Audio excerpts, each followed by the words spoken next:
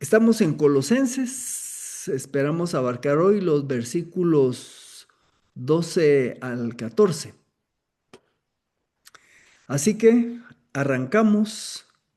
La semana pasada estuvimos estudiando el versículo 11, en donde Pablo le decía a los colosenses que en su oración, porque todo esto, este inicio de Colosenses, Pablo está orando por ellos y parte de su oración les decía que sean fortalecidos y mencionábamos el juego de palabras, ¿verdad? Porque era fortalecidos con todo poder según las potencias de su gloria. Cuando hablamos de su gloria estamos hablando de Dios, pero la palabra fortalecidos con poder viene de un término en griego que es dunamis, que es de donde viene la palabra dinamita, ¿verdad? Pero entonces yo les anotaba ahí que la oración decía que sean empoderados con todo poder según la potencia de la gloria de Dios.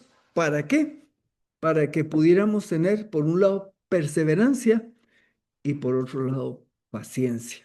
Las dos palabras de donde se originan estas traducciones, a veces, por ejemplo, la palabra perseverancia puede traducirse también como paciencia, ¿verdad? Y mencionamos que al menos en el término de paciencia es poder tener la capacidad de tener aguante en medio de situaciones difíciles y algunas, o buen número de estas situaciones difíciles nos las pone Dios mismo para producir crecimiento en nosotros. Ahora, pues vamos a ir a los siguientes versículos y vamos a continuar con el versículo 12. Colosenses 1:12. Aquí les tengo dos versiones que se las mostré un poco en el estudio anterior. La primera versión viene de la Nueva Biblia de las Américas y la segunda versión es de la Reina Valera 2015. Por alguna razón, la segunda, que es la Reina Valera 2015, incluyó la palabra con gozo en el versículo 12, mientras que la Nueva Biblia de las Américas no tiene la palabra gozo en el versículo 12, sino al final del versículo 11. Yo me fui a revisar en el programa aquel que les he enseñado de Biblia paralela para ver algunos textos griegos y lo que tienen esos textos es así como está la Nueva Biblia de las Américas. Así que de momento no sé por qué la Reina Valera incluyó la palabra gozo en el versículo 12, las demás lo tienen en el 11. Bueno, son detalles técnicos que no nos van a afectar mayor cosa. Así que dice Pablo, dentro de esta oración que él viene haciendo por los colosenses, dice que está dando gracias al Padre porque nos ha capacitado para compartir la herencia de los santos en luz.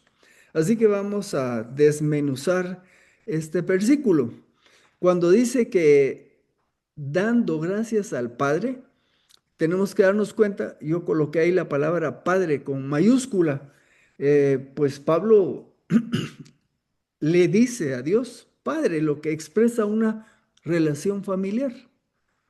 No necesariamente los judíos usualmente llamaban de esta manera a Dios. Jesucristo sí lo hizo y él se refería continuamente a su Padre y esto enojaba a los judíos. Ahora, nosotros podemos llamarle Padre porque es un derecho que adquirimos cuando creímos. Aquí les anoto yo Juan 1:12.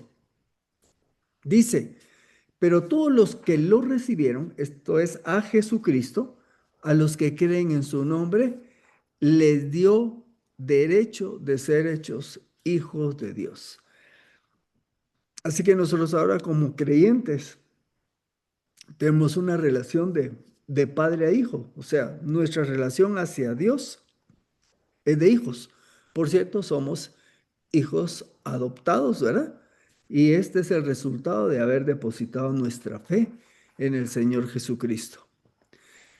Nos ha capacitado, y voy a regresar el versículo, dando gracias al Padre que nos ha capacitado. La Reina Valera 2015 dice, dando gracias al Padre que les hizo aptos. Entonces esta palabra les hizo aptos o capacitado. ¿Ser capaz de qué? Pues de tener una relación con Dios, ser capaz de estar en una situación diferente de la que se tenía antes. Yo me metí a buscar en el diccionario de la lengua española una palabra contraria y fue la palabra, si la Reina Valera dice que nos hizo aptos, entonces busqué la palabra inepto, a ver qué quiere decir. Entonces el diccionario de la lengua española dice que alguien inepto es alguien que no es apto, no tiene propósito para poder hacer algo, lo define como incapaz, incompetente y nulo.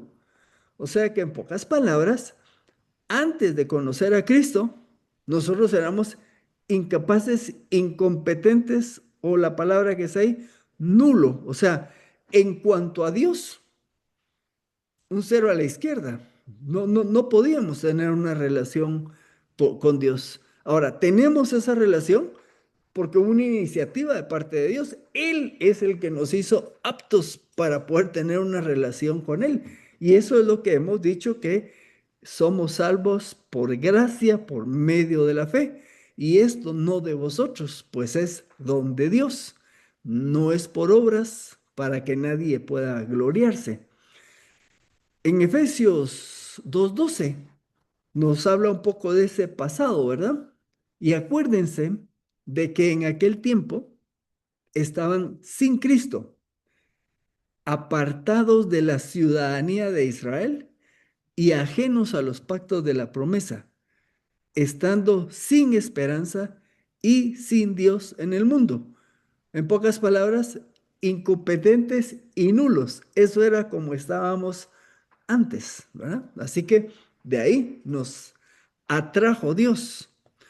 Obviamente, anoto nuevamente, no es algo que nosotros logramos, sino que nos fue dado por la gracia de Dios. Por lo tanto, podemos decir, nos habilitó para compartir la herencia de los santos en luz. Un ejemplo, si estamos hablando de que nos habilitó para compartir la herencia de los santos, nos podemos preguntar, bueno, ¿de qué herencia? Muy bien, en Mateo 19:29, hubo un momentito en donde sus discípulos le dijeron, mira, Señor, y nosotros hemos dejado todo por servirte. ¿Cuál es nuestro futuro? Fue la pregunta. Y aquí está la respuesta de Jesús. Y a todo aquel que deje casas, o hermanos, o hermanas, o padre, o madre, o mujer, o hijos, o campos por causa de mi nombre, recibirá 100 veces más y heredará la vida eterna. O sea, ¿de qué herencia está hablando Pablo aquí? Pues un aspecto de esa herencia es heredar la vida eterna. De los que estamos aquí en este grupo, pues tenemos historias diferentes, ¿verdad? Quizás nos tocó llegar a creer en Cristo en una época un poco diferente, más tal vez los más jóvenes, que lo que fue hace un buen número de años.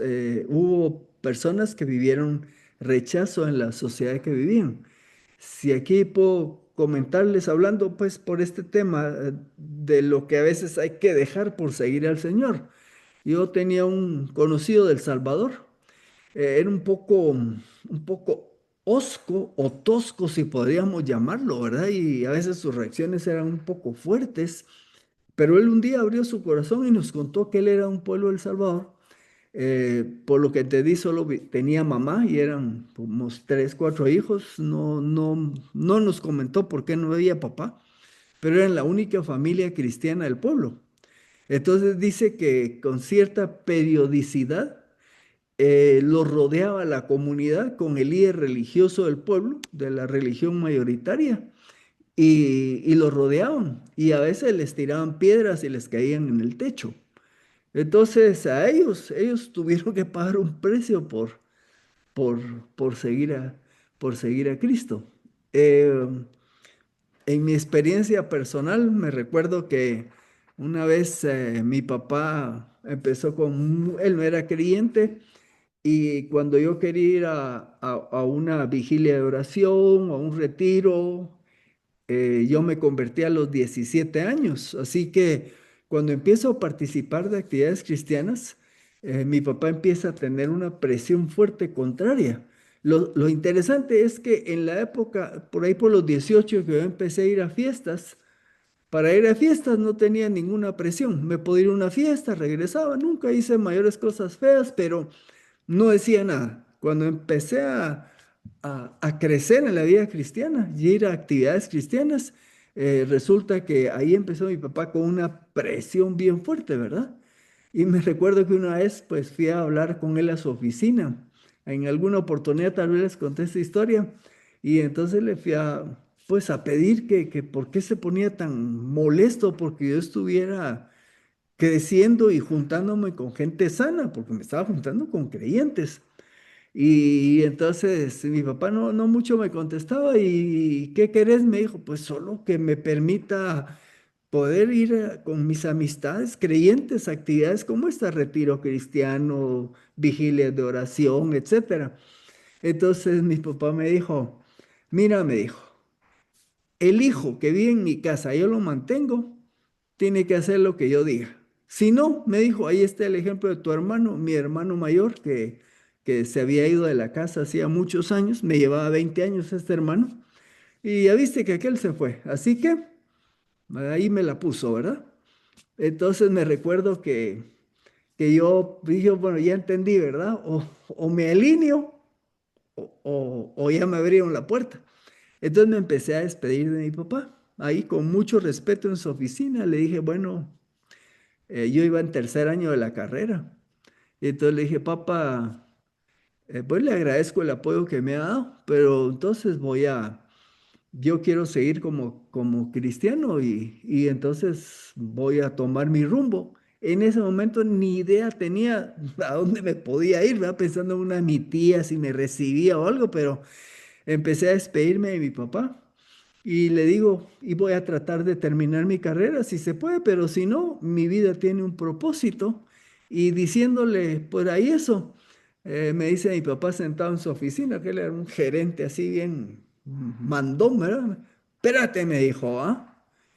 A vos ya se te metió ese virus y nadie te lo va a poder sacar. Él se estaba refiriendo a Cristo en mi vida, ¿va? Así se refirió, se te metió ese virus.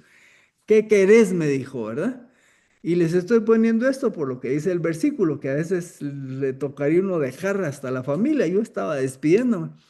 Entonces me dijo mi papá, ¿qué querés? No, pues casi que le pedí libertad religiosa, ¿verdad? Solamente que me dejara vivir mi cristianismo. Y me dijo, está bien, de acuerdo. Y ahí se acabó todo y no volvimos a tener problemas. Pero estuve a punto de tener que irme de mi casa.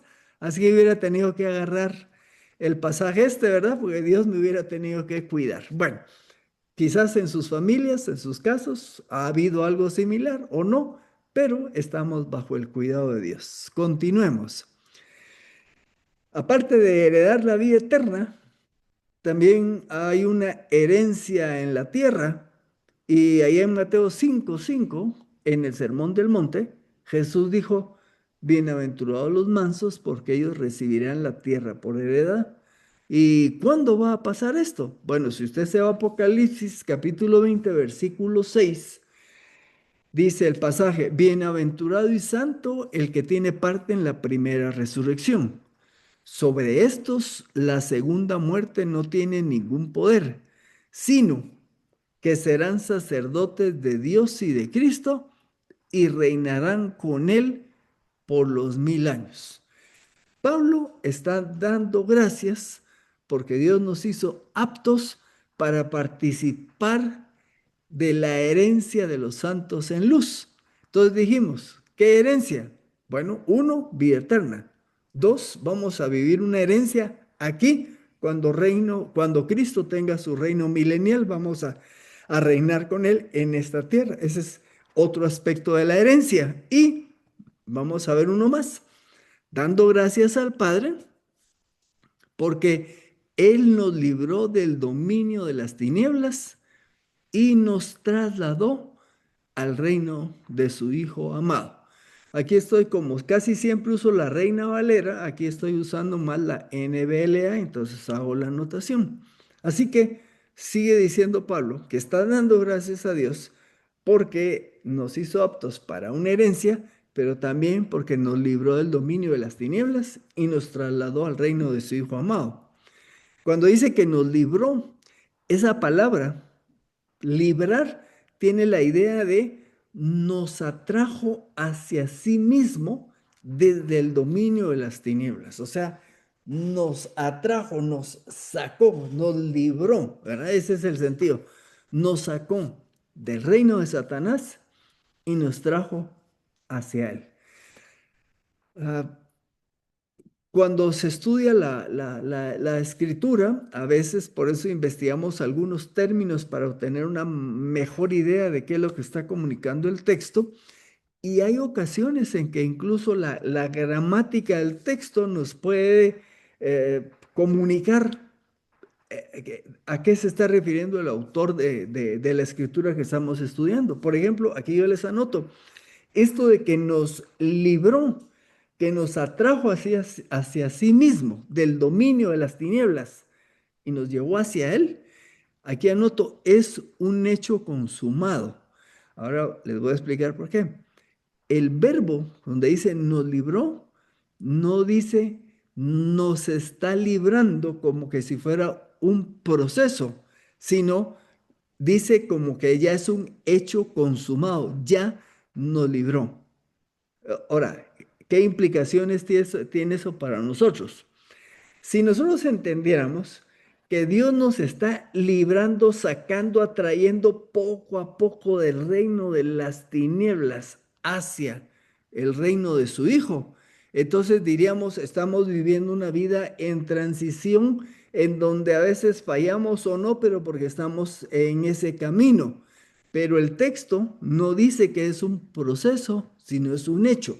Entonces, si es un hecho, es que Él ya nos trasladó del reino de las tinieblas, del imperio de donde domina Satanás y nos trajo al reino de su Hijo. Punto. Ah, ¿y eso qué tiene que ver? Entonces, si ya que eso es un hecho, lo que me toca es vivir de acuerdo a esa nueva posición que me dio. O sea, entendamos esto.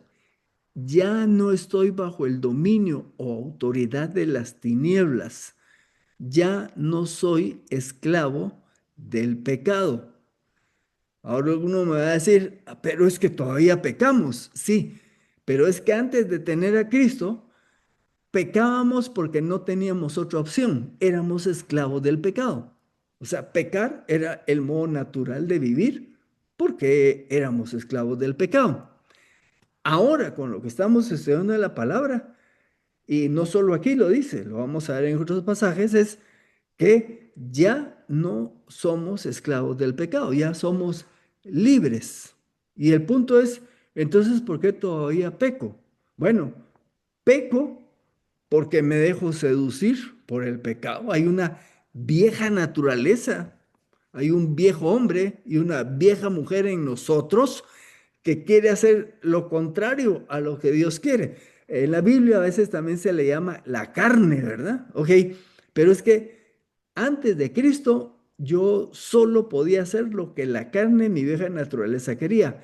Ahora en Cristo ya me libró, ya no soy esclavo.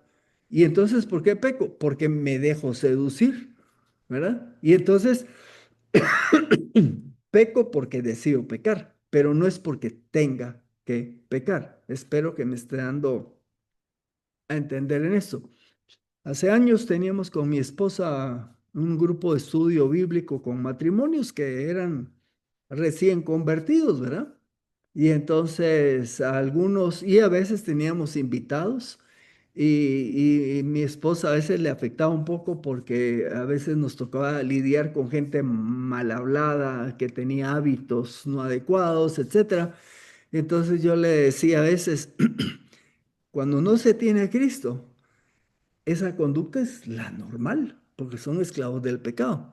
Ahora, ¿qué pasa cuando alguien tiene a Cristo en su vida? Empieza a caminar liberando, fíjense, liberándose de esa influencia, porque ya no es esclavo. Por eso usé la palabra, me dejo seducir de mi vieja naturaleza. Pero ya no tengo por qué hacerle caso. Estoy en libertad. Vamos a poder platicar de esto un poco más adelante. Y dice que nos atrajo a sí mismo y nos trasladó al reino de su amado Hijo. Ahora sí, una manera de ver ese reino, podemos verlo hacia el futuro, porque va a haber un reino en el milenio, ¿verdad? Y entonces podemos decir que para el futuro vamos a participar en ese reino, el reino milenial.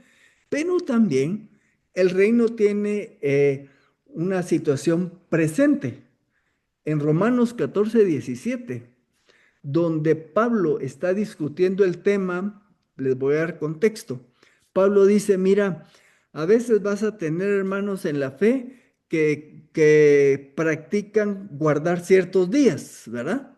Y hay otros que todos los días les parecen iguales. Van a haber otros hermanos que no comen de todo por razones personales, espirituales, y van a haber otros que comen de todo y no les da problema. Y Pablo decía, ni este juzga al otro, ni el primero al segundo. Y llega entonces a este versículo donde dice, porque el reino de Dios no es comida ni bebida, ni bebida. Y entonces, ¿qué es el reino de Dios? El reino de Dios es justicia y paz y gozo en el Espíritu Santo.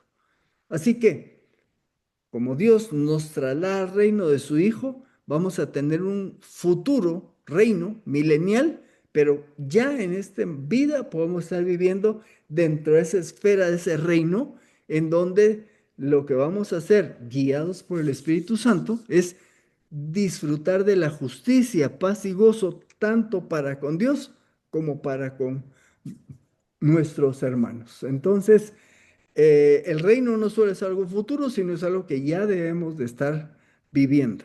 Bueno, y termina el versículo de hoy con el versículo 14. ¿En quién tenemos redención? El perdón de los pecados. Ese en quién se está refiriendo a Cristo. Veamos qué podemos sacar de este versículo. Aquí aparece la palabra redención, en quien tenemos redención. El término del texto griego viene de la palabra apolutrosis. Ahora, ¿qué quiere decir esto? Quiere decir liberar mediante el pago de un rescate. Nos está diciendo que nos atrajo, ¿verdad? Para sacarnos del reino de las tinieblas y nos trajo para el reino de su Hijo por medio de la redención. Y esa redención que fue, ok, ¿cómo es que nos sacó del dominio de las tinieblas? Hubo necesidad de hacer un pago. Se pagó un rescate. Entonces, siendo esclavos nosotros del pecado, para podernos liberar de ese viejo amo y de esa esclavitud, hubo que hacer un pago. Y ese pago lo hizo Jesucristo. Esta palabra apolutrosis también tiene la idea de comprar algo de nuevo, es decir, comprar otra vez, recuperar algo que se había perdido. Y aquí tengo una pregunta. ¿Ha oído usted la historia del niño y el barquito? Pues si no la ha oído, se la voy a contar, ¿verdad? Cuentan de un niñito, o como decimos aquí, un chiricito, patojo ahí tal vez que será de 10 12 años, que ya tiene cierta psicomotricidad. Un día se puso a trabajar con madera y logró construir un su barquito de madera, ¿verdad? Así sencillo. Y entonces, pero le costó y trabajó en él varios días. Y al final tenía su barquito bonito y todo. Y había un riachuelo ahí cerca de su casa. Y entonces se fue a poner su barquito para verlo cómo flotaba. Pero, como sucede aquí en nuestro medio, de repente hay un aguacero y la corriente tranquila de ese riachuelo de pronto se volvió fuerte y cuando siente el niño, el barquito se le va en la corriente y por más que corrió y todo, se le fue el barquito. Él estaba bien triste porque lo había hecho con dedicación, con cariño y todo. Pasado el tiempo, viajan con su papá al pueblo cercano y cuando pasa por un almacén así artesanal, mira ahí en la vitrina, estaba a la venta su barquito, el que había él hecho y que se le había ido en el río. Y entonces cuando entra a la tienda, le dice al señor, mire señor, ese barquito yo lo hice, ese barquito es mío, solo que se me fue en el río. Ah, pues no sé, aquí a mí me lo trajeron a vender y yo pagué por él y ese barco pues es propiedad de la tienda, ¿no? Ala, pero fíjese que, pues, mira, si querés el barco, vale tanto. Así que el güiro tenía sus ahorros, le dijo al papá, mira, de mis, va, aquí está, y le dio el dinero y va a la tienda. Y entonces compra el barquito. Y cuando sale de la tienda, cuenta la historia, dice, el barquito, pues él lo había hecho, pero dice, barquito, eh, te hice y ahora te tuve que comprar y te he comprado por segunda vez. Entonces, esta historia lo que ilustraba era lo que Dios hizo, ¿verdad? Dios es nuestro creador.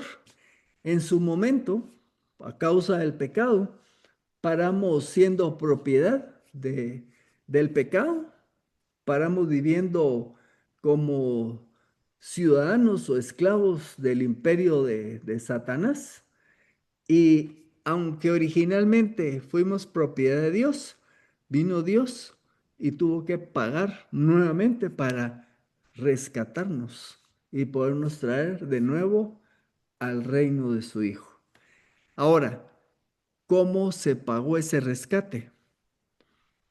Efesios 1:7 nos da la respuesta. En Él, en Cristo, tenemos redención mediante su sangre, el perdón de nuestros pecados según las riquezas de su gloria. El precio que pagó Jesucristo fue con su propia vida para rescatarnos. Eso de que el Señor nos atrajo, pues no fue solo así, me explico. Hubo un precio que pagar y ese precio lo pagó Cristo. En el Antiguo Testamento se nos dice que sin derramamiento de sangre no hay remisión de pecados. ¿Por qué Dios lo hizo de esa manera? Eso es, así lo estableció. Pero si ustedes se recuerdan, en el Antiguo Testamento cada año había que hacer el sacrificio de un animal perfecto. Uno era matado y degollado en el templo, derramada la sangre para cubrir temporalmente los pecados del pueblo, y otro era liberado en el desierto para que se perdiera, ilustrando que Dios, una vez que había sacrificio y pago, se olvidaba de los pecados. Cuando vino Cristo, el Cordero de Dios, Él hizo el sacrificio definitivo. Todo lo anterior solo era un anticipo, pero solo Él pudo pagar el precio. Derramó su sangre por nosotros para comprarnos por segunda vez. Así que el perdón de pecados es el resultado, o sea, el resultado de la redención es el perdón de pecados. Perdón implica absolver, declarar libre de responsabilidad penal al acusado de un delito. Eso quiere decir absolver. Como dice el Salmo 103:12, ¿cómo, cómo nos perdonó Dios? Aquí está. Como está de lejos el oriente del occidente, así alejó de nosotros nuestras transgresiones. Con el pago que hizo Cristo, saldó la deuda. El Señor no nos va a echar en cara nuestros pecados, ya Cristo pagó. Miqueas 7:19 dice, volverá a compadecerse de nosotros, eliminará nuestras iniquidades. Sí, arrojarás a las profundidades del mar todos nuestros pecados. Cuando el Señor en la cruz dijo, consumado es, eso fue, ya, quedó, quedó pagado. De esto nos está hablando Pablo acá a los colosenses, de lo que nos rescató el Señor para traernos al reino de su Hijo. Terminamos con un resumen. Número uno, Dios nos capacitó o habilitó para participar en la herencia de los santos, vida eterna y participar con Él en su futuro reino. Nos libró de las tinieblas, porque estábamos en oscuridad, lejos de Dios, y nos trasladó al reino de su Hijo. ¿Cómo? Nos redimió, nos rescató, pagó un precio y nos perdonó. Así que eh, cuando vemos esto, debe haber una gratitud en nuestro corazón de la que nos sacó el Señor. Y solo recordémonos que cuando fallamos, tenemos que acordarnos de estas escrituras. El Señor nos perdonó, pero pecamos. Y entonces, 1 Juan 1:9, que si confesamos nuestros pecados, Dios es fiel y justo para perdonarnos y limpiarnos de toda maldad. Cuando yo me acerco a Dios, le digo, Señor, esto que hice, esto que pensé, tú dices que es pecado. Cuando yo lo confieso, estoy diciendo lo mismo que Él. Reconozco que esto que tú dices que es pecado, eso fue lo que yo hice, lo reconozco delante de ti. Y cuando yo reconozco esto, el perdón que ya me dio en Cristo fluye o se aplica en mi vida para mantener una vida de comunión con el Señor. Así que llegamos hasta acá.